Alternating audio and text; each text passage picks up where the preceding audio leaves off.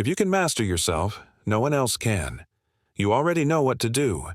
You've read the books, watched the videos, made the plans, but you keep breaking promises to yourself.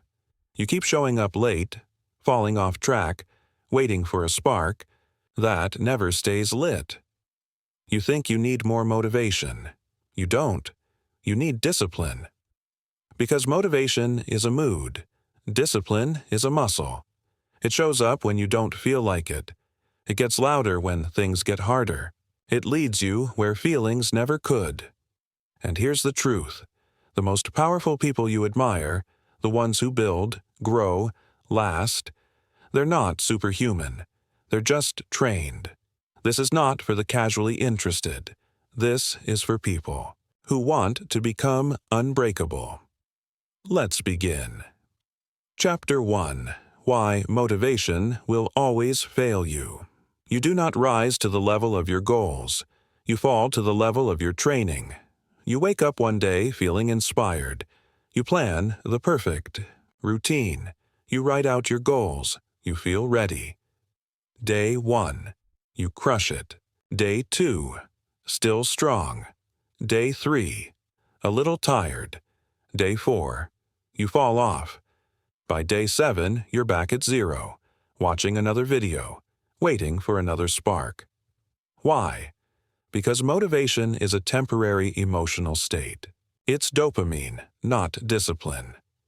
A Navy SEAL once said, "If it's raining, I run.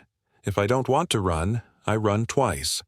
Because if your actions are dictated by how you feel, you'll never become what you're capable of. Motivation is the match. Discipline is the fire. Chapter 2. Discipline is a system, not willpower. Most people believe discipline is just self-control. Grit.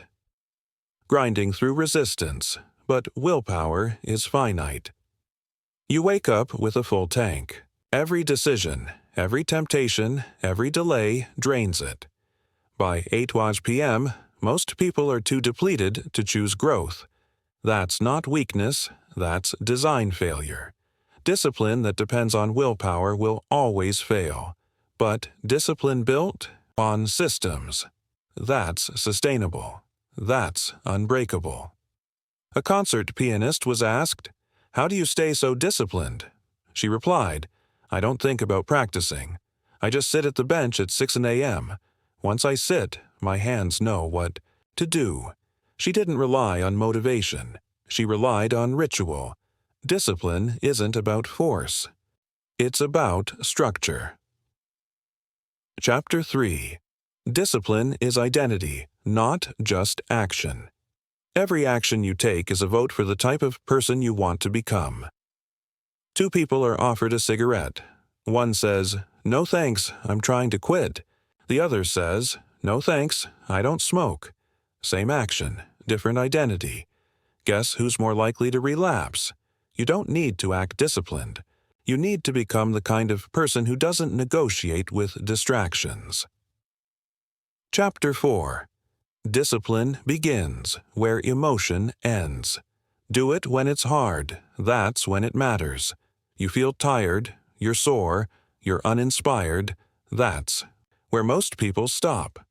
Pause, story voice. An author once said, "The morning after my father died, I still wrote. Not because I felt like it, but because I had trained myself to show up no matter what." Discipline isn't robotic. It's sacred. It's a promise you keep to yourself, especially when everything in you wants to stop. Chapter 5. Discipline is freedom, not punishment. Most people think discipline is restriction, but it's the ultimate freedom. A young boxer skipped his strict routine one night to party and drink. The next day in the ring, his timing was off. His breathing failed. He lost. His coach said, "That wine tasted good last night, but it cost you the fight." The price of discipline is short-term discomfort. The price of indiscipline is everything you want most. Chapter 6. Discipline lives in the micro, not the massive. How you do anything is how you do everything. The big is built in the small. The way you close a door, make your bed, show up on time. Finish the last rep. A Navy SEAL once said, "I fold my socks with precision, because when the mission gets chaotic, I need to know every part of me is already trained to respect order. Big things crumble when small things are ignored." Chapter 7. Discipline means saying no. Every yes costs time, energy, focus, sanity. A best-selling author once said, "If I say yes to everything, I say no to writing, and that's who I am." Every no is actually a yes to your real self. Chapter 8. Discipline is built in silence. We live in a world addicted to visibility. But what you do in silence is what makes you strong. A violinist was asked how she became world-class. She replied, "I trained 3 hours a day for 11 years. No audience, no cheers. Just quiet, invisible repetition." Discipline doesn't need a witness. It just needs your decision. Chapter 9. Discipline isn't linear, it's a rebuild. You're going to slip. You're going to miss a day. And that's okay, if you're trained to return. A climber once fell behind. He could have quit. Instead, he crawled, then walked, then climbed again, and still reached the summit. There's no such thing as failure if you refuse to stay down. Chapter 10. Discipline is a way of life. Not a tool, most people treat discipline like a strategy. A tool, something to use until the goal is hit. Then they stop. But discipline isn't a tool, it's a way of living. A monk poured tea until it overflowed. The student asked, "Why don't you stop?" The monk replied, "Your mind is like this. You keep adding tools and hacks, but until you change the vessel, nothing will hold." Discipline isn't the path to the life you want. It is the life. Closing, you're not soft. You're not weak. You're not lazy. You were just never trained. But now you see, motivation isn't enough. Emotion can't be trusted.